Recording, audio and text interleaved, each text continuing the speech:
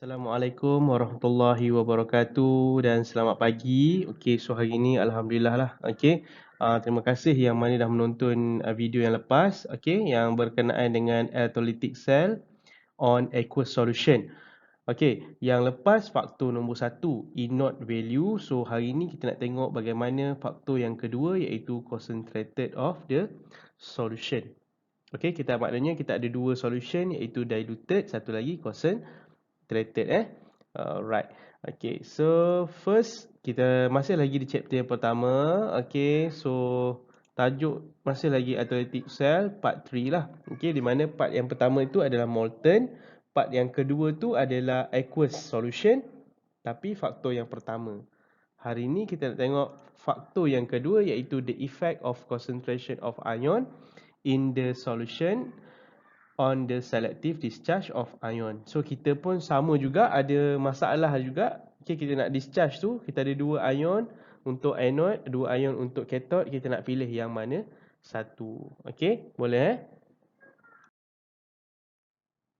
Okay, so kita tengok kepada apa dia punya panduan ataupun rules bila ada satu solution electrolyte itu yang concentrated lah. Okay, so if the concentration of the particular ion is high, the ion is selectively discharged. Okay, particular ion tu nanti kita tengok kepada dekat anode ni. Okay, so kita ada concentration of the solution. Okay, thank you lah kepada Ali dengan Lilin yang bertanya, cikgu, pekat tu berapa mol nilai dia dan cair tu berapa nilainya? Okay, kalau dia pekat, nilai dia 1.0 mol per dm cube lah, ataupun kita boleh simbolkan dengan M huruf besar. Okay, 1.0 mol lah. Okay, molarity. Okay, kemudian kalau untuk diluted cair 0.0001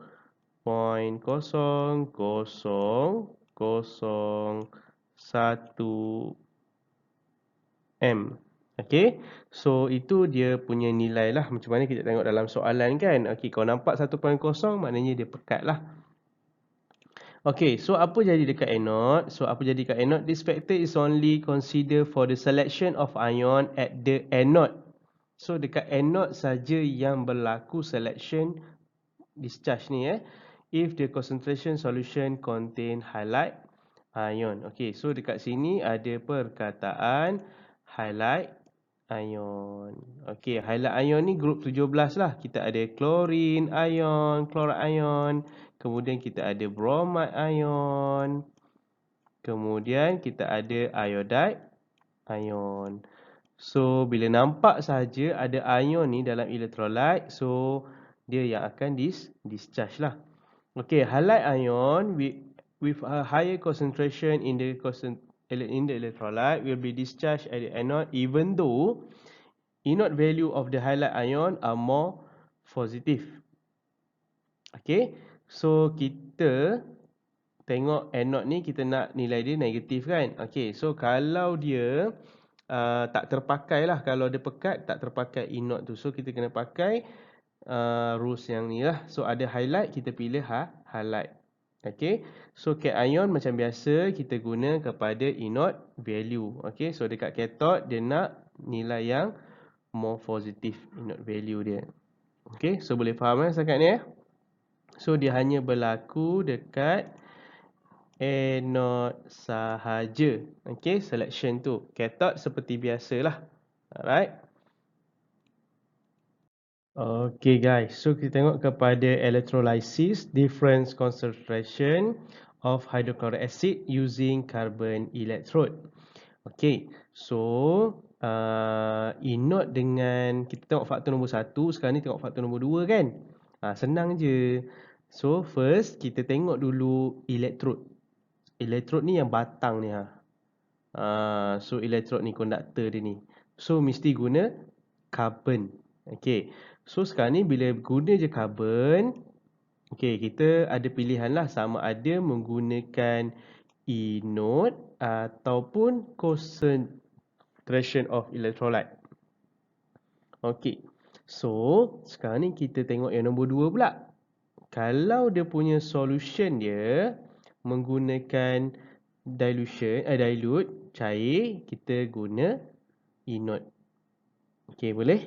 Kalau dia guna pekat, kita guna concentration of electrolyte, faktor nombor 2. Okey, boleh sekarang ni? Okey, ikut cikgu. Okey, kemudian kita tengok kepada concentration dia kan. Okey, so kat sini 0.01. Kan cikgu cakap tadi bila 0.01 dia adalah diluted. So bila diluted, kita tengok kepada inert value. Okey, so kita tengok kepada inert value. Alright, untuk yang sebelah kanan ni kita tengok dia punya concentration dia. 1.0 pekat. So bila pekat kita guna faktor nombor 2. Okey, F2 lah faktor nombor 2, iaitu concentration of electrolyte. Dia hanya berlaku dekat anode. Okey, mana satu anode, mana satu cathode. Okey, so ingat balik. Okey, kalau di anode, apa maksud anode? Electrode connected to the positive terminal. Okey, so tengok positive terminal. So kat sini jadi anode. So kat sini jadi cathode. Sama juga dekat sini. So dia jadi anode. So sama juga kat sini dia akan jadi cathode. Okey, boleh guys? Alright, so kita tengok. Walaupun dia adalah solution yang sama tapi keperkatan yang berbeza. Okey. So kita tengok dulu kalau dia guna pekat, apa jadi dekat anode dia? Yellowish green gas release. Maksudnya ada chlorine gas yang akan terbebas. Kalau dia guna cair, colorless gas release. Okay. So colorless gas release ni oksigen lah kan. Okay. So nampak perbezaan dia. Walaupun dia hidroklorik yang benda yang sama, tapi dia punya keperkatan berbeza, terus produk dia terus lain kan dekat anode. So dekat cathode seperti biasa, ikut saja inert value. Okay. So cikgu ulang balik Kalau kita nak determine dia guna faktor yang mana, first tengok kepada electrode. Kalau dua-dua carbon, maknanya kita ada dua pilihan. Sama ada inert, sama ada concentration of electrolyte. Okay, selesai. Dah tengok carbon. So, tinggal satu lagi electrolyte. So, tengok yang mana cair, mana satu pekat. Kalau cair, dia guna faktor nombor 1, inert value. Kalau dia pekat, kita tengok kepada faktor nombor 2, concentration of electrolyte. Okay, boleh guys? Mudah ajar. Okay, moh kita tengok guys apa yang sebenarnya berlaku lah Alright. Okay, so 1.0 mol per dm cube hydrochloric acid. Okay, so kita tengok dekat anode dengan cathode. Okay, so dekat cathode dia tak ada masalah lah. Okay, so kita apa-apakan, kita buat dulu. Okay, dalam hydrochloric acid ada hydrogen ion, ada chloride ion. Okay, so dalam air sebab ada solution kan, dia ada hydrogen ion, kemudian dia ada hydroxide ion. Buat macam tu dulu. Maksudnya ada 3 ion lah. Okay, kita ada ion hydrogen ion di benda yang sama kan, chloride ion dengan hydroxide ion. Okay, so kalau yang positif dia akan pergi ke mana? Okay, kalau yang positif kan cation, dia pergi dekat cathode.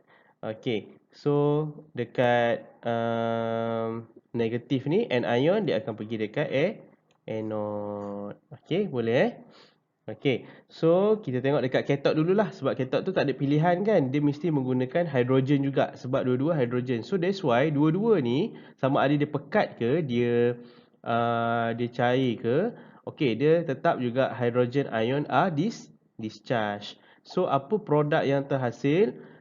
Okay, so adalah hydrogen gas. So hydrogen gas ni menghasilkan colorless gas bubble juga. So minta maaf tadi, cikgu ada tersilap tadi cakap colorless gas bubble tu oksigen. So untuk for this case, dia mengeluarkan hydrogen gas lah. Okay, dua-dua tu adalah oksigen pun colorless, hydrogen pun colorless. Cuma macam mana cikgu nak tahu? Kita kena tengok kepada half equation. Jangan risau, half equation ni dah ada dah dalam kamu punya inert value tu. Cuma cara macam mana kamu nak tulis, cikgu akan ajar selepas kamu naik nanti. Dia kena bersemuka juga. Senang nak tengok muka kamu. Alright. Okay. So untuk anode sekarang ni ada masalah ni. Kita nak pilih chloride ke, kita nak pilih hydroxide ni. Okay, kita tengok kepada inert value. Inode value dia untuk hydroxide positif 0.40. Kalau chloride positif 1.336. Okey, so kita kena pilih yang mana sepatutnya? Kita kena pilih kalau anode tu menghampiri negatif. Sepatutnya yang kita pilih hydroxide. Tapi tak terpakai tak terpakai disebabkan concentration of chloride ni lebih banyak daripada concentration of hydroxide. Tu yang dikatakan faktor inode tu tak terpakai sebab solution dia sangat concentrated. Okay, so chloride ion will be discharged and oxidized at anode because the concentration chloride is higher than hydroxide ion. Okay, boleh guys? So kita tak guna dah inode. Walaupun inode hydroxide tu lebih less positif ataupun menghampiri nilai negatif, kita tetap pilih juga chloride. Sebab rules dia bila nampak saja highlight ada sahaja chloride ion ni, kita kena pilih chloride ion. Okay, boleh guys? Okay. So tapi untuk yang ni pula, okay, yang ni pula 0.01 mol per dm cube dia cair. So tetap sama, dia ada 4 ion. Okay, so untuk cathode tak ada masalah lah. Okay, so untuk anode ada masalah. Okay, so kita tengok kepada anode dia. So anode dia pun kita tengok kepada hydroxide, the less positif kan. So chloride dia more positif. Anode sepatutnya kita nak yang negatif ataupun less positif. Okay, the value of inode for hydroxide ion is less positive than inode sulfate ion. Thus, hydroxide ion will be discharged and oxidized at the anode. So nampak perbezaan dia. Kalau dia pekat, kita guna concentration punya rules lah. Okay, so nampak saja highlight, kita pilih highlight. Okay, tapi kalau untuk cair, kita guna faktor inode. So kita tengok kepada inode value dia. Okay, boleh guys?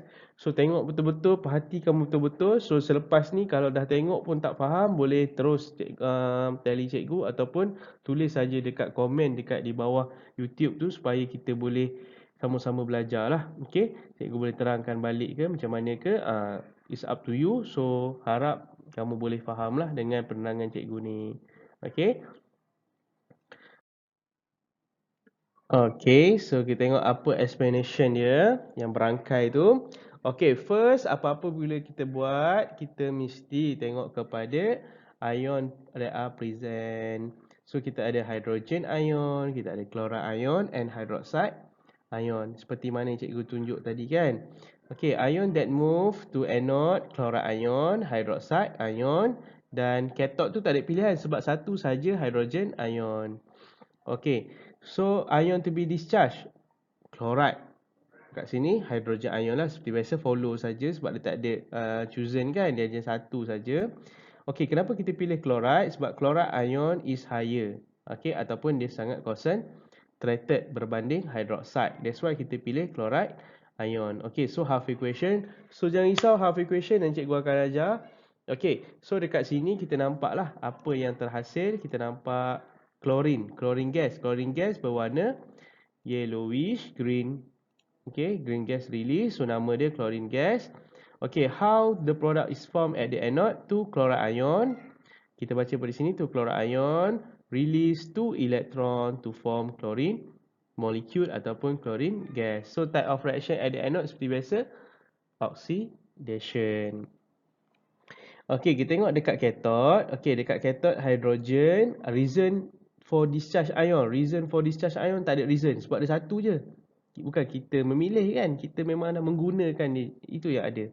So hydrogen ion, dia plus 2E, dia akan menghasilkan hydrogen gas. Okay, ni yang cikgu cakap tu. Dia akan menghasilkan colorless gas bubble are released. So bila cakap namakan produk itu, kita kena beritahu nama dia. Bila observation, kamu tak boleh beza antara observation dengan produk ni. Produk kamu boleh tuliskan nama dia. Okey, tapi observation kita kena beritahu karakteristik dia. Gas tu tak berwarna. Kalau klorin tadi, gas tu berwarna yellowish green. Okey, Boleh bezakan? Okay, so kita baca dia 2 hydrogen ion release 2 electron to form hydrogen gas. Okay, so type of reaction at the cathode adalah reduction. Okay, so harap kamu boleh faham lah dengan explanation ni untuk 1.0 mol per dm cube hydrochloric acid. Okay, boleh Okay, so kita tengok kepada explanation. Jika solution tu adalah diluted, okay, 0.001 mol per dm cube hydrochloric acid. Okay, so first kita tengok kepada ion that are present. Okay, hydrogen ion, chloride ion, hydroxide ion. Kemudian kita tengok dekat anode dulu ya. Okay, so anode kita ada chloride ion dengan hydroxide ion disebabkan anode ni yang tertarik kepada dia adalah anion kan. Okay, so ion discharge at the anode hydroxide. Kenapa? Kita adalah solution dia diluted. So diluted kita guna inert value. So inert value of hydroxide ion is less positive than inert value of chloride ion. So that's why kita pilih hydroxide ni. So ini adalah dia punya half equation. So half equation jangan risau. Okay. So nanti kita akan belajar masa kita naik nanti kan. Okay, senang cikgu nak bersemuka dengan kamu. Mudah nak diterangkan. Sekarang ni semua tak ada masalah je kan. Okay. So apa yang kita nampak kat sini. Kita nampak O2 kan dengan air. Dia punya produk dia. O2 air. So bila O2 ni apa dia punya observation dia? Dia adalah gas, okay, gas bubble. Warna apa? Colorless. So colorless gas bubble release. Okay, so name of the product formed at the anode, oxygen gas. Okay, so explain how the product is formed at the anode. 4 hydroxide ion release 4 electron to form oxygen and water. So kita tengok balik kepada half equation untuk kita punya explanation. How the product formed at the anode. Okay, type of reaction at the anode, oxidation seperti biasa. Okay, so kemudian kita tengok pula dekat cathode. So di cathode, hydrogen ion, kita pilih hydrogen ion, kita discharge. Reason tak ada ya. Reason sebab apa tak ada? Sebab itu je lah ion yang ada. So kita pilih. So dia akan menghasilkan hydrogen gas. So hydrogen gas, apa dia punya observation? Sama juga. Colorless gas bubble are released. Cikgu, macam mana kita nak bezakan kalau dua-dua gas ni tak berwarna? Oksigen dengan hidrogen. Kalau oksigen, kita guna glowing wooden splinter, kayu uji berbara. So bila ada oksigen, oksigen kan support combustion, dia akan menyala. Kalau hidrogen ni cikgu, pakai apa? Burning wooden splinter. So kalau ada hidrogen, dia akan bunyi a pop sound produce.